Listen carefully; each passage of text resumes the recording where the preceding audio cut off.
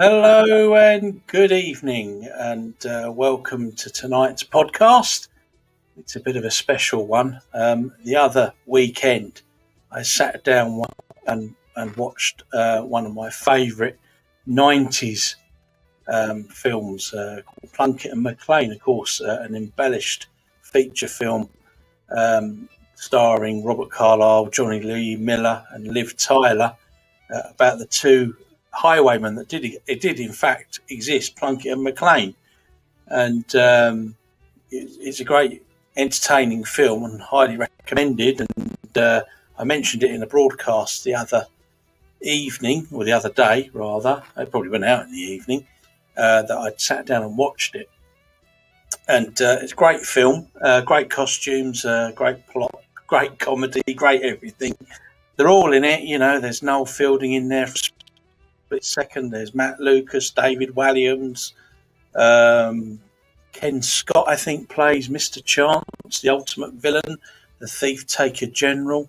Gambon's in it. Oh, they're all there. But what really grabbed the film for me, the bit that leapt out, was the poetry, and it was by Laclan Murray Young, and it's a contemporary poem that was written by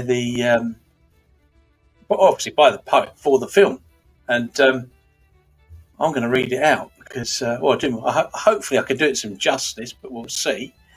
And here it is, folks. Bear with me. I've just got to try and find it.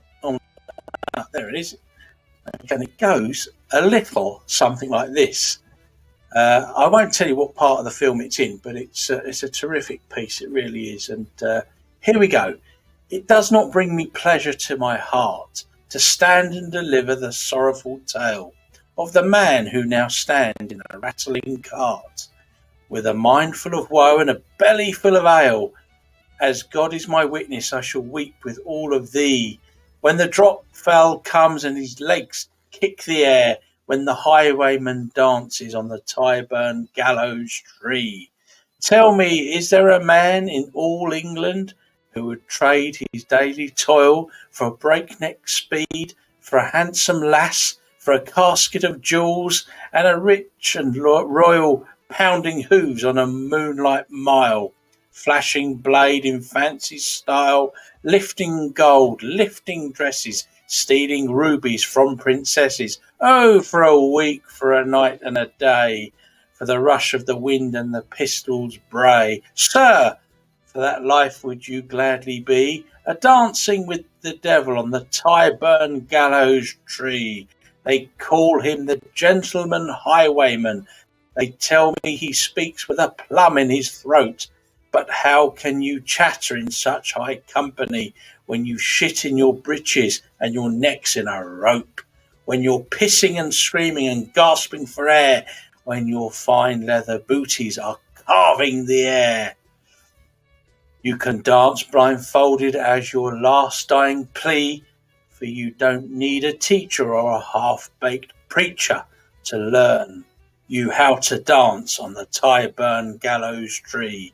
Gallows tree, gallows tree, how do I love the gallows tree? Still as the dead, silent as the sun, master of all men, lover of none, silently waiting, near blushing nor chasing, no asker of secrets, no teller of lies, right hand of blind justice, old England, best buttress, old-handed deliverer, feeder of flies, accomplice to murder, mother of shame, gallows tree, bastard of history, gallows tree, taker of sweet James Macleane.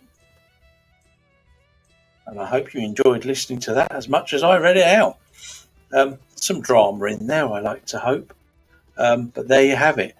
I believe the poem doesn't actually have a name to my knowledge, so I've called it Sweet James Macleane. There you have it, about the gentleman highwayman from the film Plunkett and Macleane.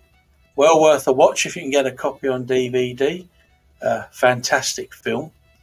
Anyway, I'll hand this now over to Reeva's Gallows, and quite appropriate, really, Reeva's Gallows, after reading out a poem about the gallows. Here we go, over to them.